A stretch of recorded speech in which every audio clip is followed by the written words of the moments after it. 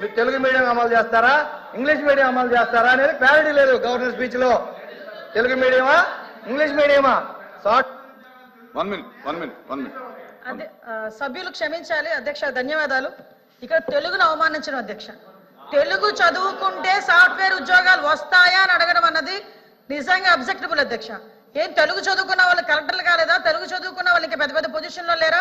తెలుగు వాళ్ళు ఈ రోజు ఢిల్లీలోని పెద్ద పెద్ద పొజిషన్స్ లో లేరా అధ్యక్ష? తెలుగు మీడియంలో చదువుకున్న వాళ్ళందరూ కూడా ఈ రోజు మంచి మంచి పొజిషన్స్ లో ఉన్నారు. తెలుగు చదువుకుంటే సాఫ్ట్వేర్ ఉద్యోగాలు రావు అన్న పదాన్ని అతను విత్డ్రా చేసుకోవాలి అధ్యక్ష. విత్డ్రా చేసుకోవాలి అధ్యక్ష, చేయమని అధ్యక్ష. అది ఓడు తెలుగుని గౌరవించే ఎవరైనా తెలుగు ప్రజలుగా తెలుగు రాష్ట్రాల్లో ఉండి తెలుగు శాసన మండలి సభ్యులుగా ఉండి తెలుగు రాష్ట్రాల్లో శాసన మండలి సభ్యులుగా ఉన్న వాళ్ళు తెలుగును అవమానించడం అన్నది నిజంగా చాలా దురదృష్టకరం అధ్యక్ష. దీన్ని మీరు ఎట్టి వేస్తున్నది విత్డ్రా చేసుకోవాలి అధ్యక్ష. బోర్డ్స్ విత్డ్రా చేసుకోవాలి, లేకపోతే మీరైనా విత్డ్రా చేయాలి. చెప్పండి. నేను కూడా తెలుగు మీడియం చదువుకున్నా అధ్యక్ష. అరే మీరు మా వినండమ్మా, మీరు మధ్యలో ఇంటర్ఫీర్ అవ్వద్దు దయచేసి అధ్యక్ష. మీరు ఇంటర్ఫీర్ అవుతుందని చెప్పండి, మొత్తం అయిపోయినాక మాట్లాడమని చెప్పండి. ఇంటర్ఫీర్ అవుతుందని చెప్పండి. మీరు మేము పూర్తిగా మా భావం చెప్పకుండా మా అభిప్రాయం చెప్పకుండా మాట్లాడతారు అధ్యక్ష. నేను చెప్పింది వినాలి కదా అధ్యక్ష. నేను చెప్పింది అధ్యక్ష, మా ప్రభుత్వ విధానం చిన్నప్పటి నుంచి కూడా ఇంగ్లీష్ మీడియంలోకి తీసుకొస్తే తెలుగు 100% సబ్జెక్ట్ ఉండాలనేది మా విధానం అని చెప్తున్నా. పూర్తిగా వినకుండా మధ్యలో ఇంటర్వ్యూ అయిపోయి ఎక్కడెక్కడ దూరిపోయి డిబేట్ చేయొద్దు అధ్యక్ష. మా అభిప్రాయం అధ్యక్ష మా అభిప్రాయం పూర్తిగా విన్న తర్వాత మాత్రమే వాళ్ళు ఇంటర్వ్యూ అవ్వమని చెప్పండి దయచేసి. మధ్యలో డిబేట్ చేస్తున్నారు.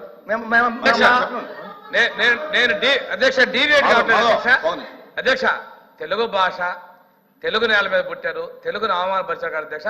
విత్ ఆ వర్డ్స్ మీరు రికార్డ్స్ తొలగించారు అధ్యక్ష.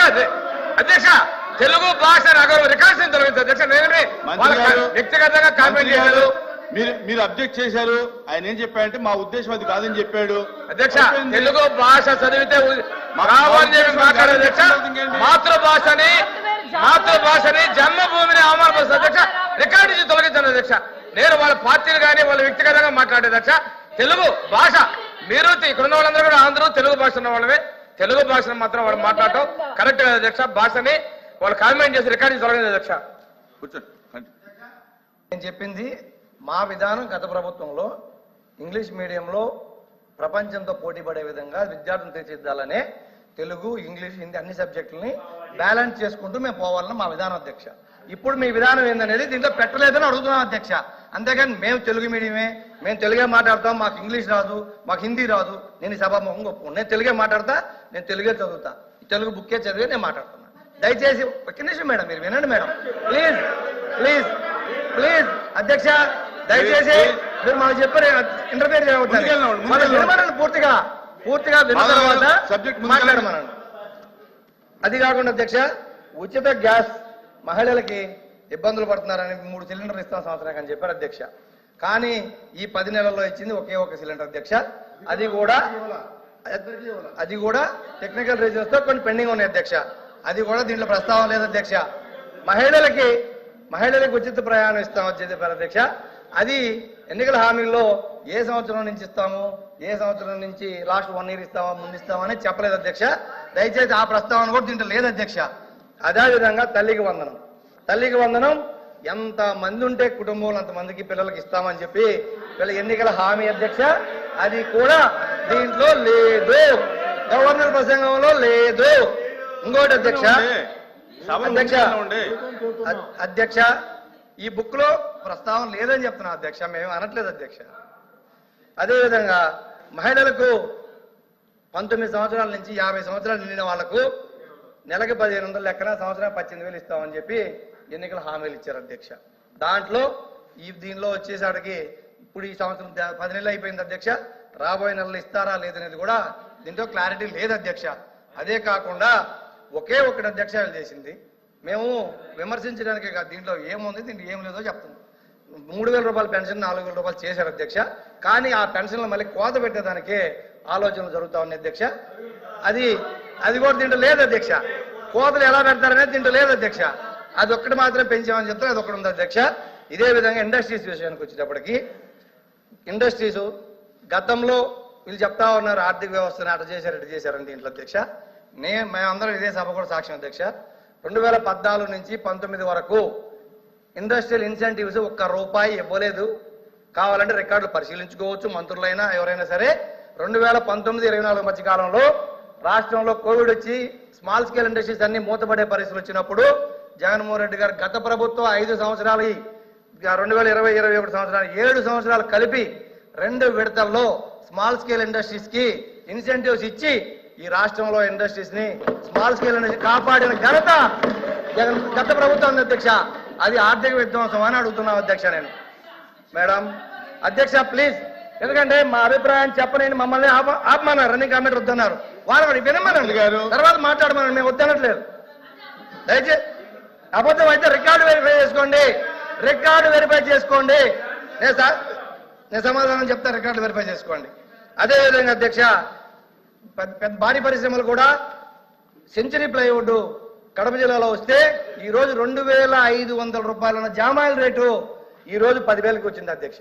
ఈ రోజు రైతులు ఏదో మెట్ట ప్రాంతాల్లో ఉండే రైతులు జామాయిల్ రేటు 4 రెట్లు పెరిగితే ఆనందపడుతూ ఉన్నారు అధ్యక్ష. దానికి కారణం భారీ పరిశ్రమలు, సెంచరీ కానీ గ్రీన్ ప్లే కానీ అన్ని కూడా భారీ పరిశ్రమలు వచ్చినాయి అధ్యక్ష. అదే అధ్యక్ష దానికి నిదర్శనం. మూడోది అధ్యక్ష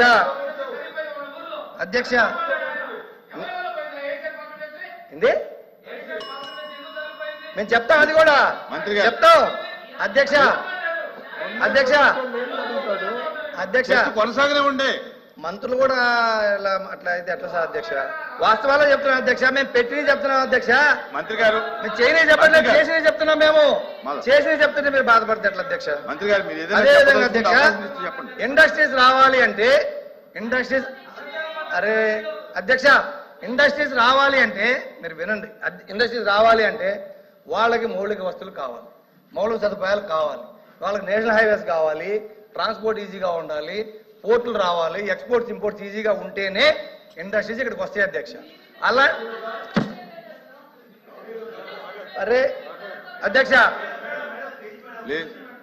అధ్యక్ష ప్లీజ్ వాళ్ళని తర్వాత మాట్లాడమన్నాడు. ఇండస్ట్రీస్ రావాలంటే ఇండస్ట్రియలిస్ట్కి అధ్యక్ష ఇవి కావాలి అధ్యక్ష. ఇండస్ట్రియలిస్ట్కి అవకాశాలు ఇస్తేనే వాళ్ళు వస్తారు అధ్యక్ష.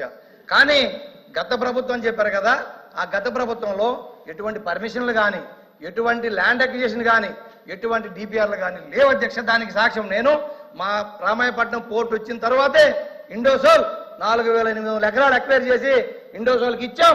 మీరు చెక్ చేసుకొని కావాలని రామాయపట్నం పోర్టు పక్కన రామాయపట్నం పోర్టు శంకుస్థాపన మీరు చేశారు, మేము చేశాం. తేడా ఏంటంటే మీరు ఎటువంటి పర్మిషన్లు కానీ ఈవెన్ నవయోగ దగ్గర ఎన్ఓసి కూడా తీసుకోకుండా మీరు శంకుస్థాపన చేస్తే ఆడ పోర్టుకు పర్మిషన్ లేకపోతే జగన్మోహన్ రెడ్డి ప్రభుత్వం వచ్చిన తర్వాత నవయోగాల దగ్గర ఎన్ఓసి తీసుకొని పోర్టు ల్యాండ్ అక్వైర్ చేసి దానికి ₹3,600 కోట్ల నిధులు కేటాయించి ఆ పోర్టుని ₹1,600 కోట్ల నిధులు వినియోగించి ఆల్రెడీ పోర్టు సగం పూర్తయింది అధ్యక్ష. అది అయ్యింది కాబట్టే మాకు ఇండోసోల్ వచ్చింది అధ్యక్ష. ఈ రోజు అధ్యక్ష ఉండండి అధ్యక్ష రామాయపట్నంలో పోర్టు 18లో శంకుస్థాపన చేశారు అధ్యక్ష. ఆ తర్వాత ఏషియన్ పల్ప్ ఇండస్ట్రీ 24,000 కోట్ల లక్షల కోట్ల పెట్టుబడి తీసుకొస్తే తరివేసింది వీళ్ళు కదా. వీళ్ళ వల్ల లూలు ఏంటంటే పరిశ్రమ తరలిపోలేదా? మన రాష్ట్రంలో పుట్టిన అమర్ రాజా పరిశ్రమ